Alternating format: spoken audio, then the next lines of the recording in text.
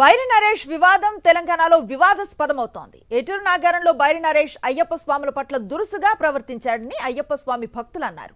Car వేగంగా నడిపి ఒకరిని గాయాల పాలు చేశాడని, అతని కాలు ఫ్రాక్చర్ అయిందని చెప్పారు. బైరి నరేష్ కూడా మార్గ మధ్యలో ప్రమాదానికి గురయ్యాడని అన్నారు. అతను ఎక్కడ కనిపించినా ప్రజలు తరిమి కొట్టాలని పిలుపునిచ్చారు. మరోవైపు తనను ఎవరూ అరెస్టు చేయలేదని, తానెక్కడికి పారిపోలేదని నరేష్ తెలిపారు.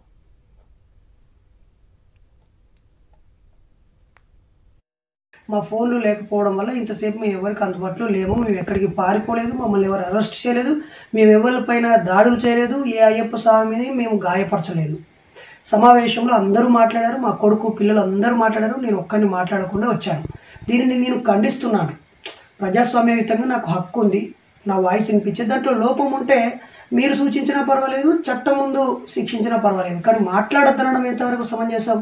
అలాగే మాలలో ఉన్నవారు మాలలో ఉన్నవారిని రెచ్చగొట్టి దీన్ని సంచలనం చేయాలనుకోవడాన్ని నేను తీవ్రంగా ఖండిస్తున్నాను. మూఢనమ్మకాల నిర్మూలన సంఘం సభ్యులు నాయకులందరూ ఎవరు అధైర్యపడొద్దు. దీనికి నిరసనగా త్వరలోనే కార్యాచరణను అందిస్తాము.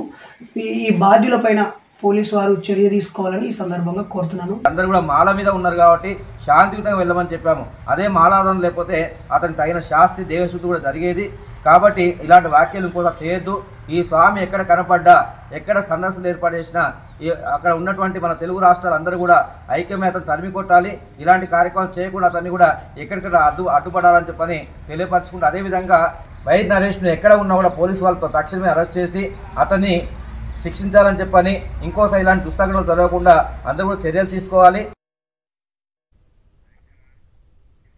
అంతకుముందు నిన్న జరిగిన ఘటనపై ములుగు జిల్లా ఏటూరు నాగారం పిఎస్లో బైరి నరేష్ పై కేసు నమోదైంది.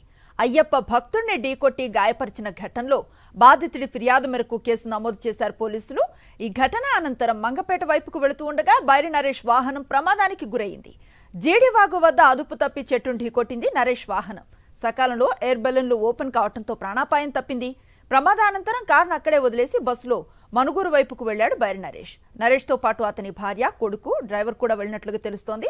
అయితే బైరి నరేష్ పోలీసులు విస్తృతంగా గాలిస్తున్నారు.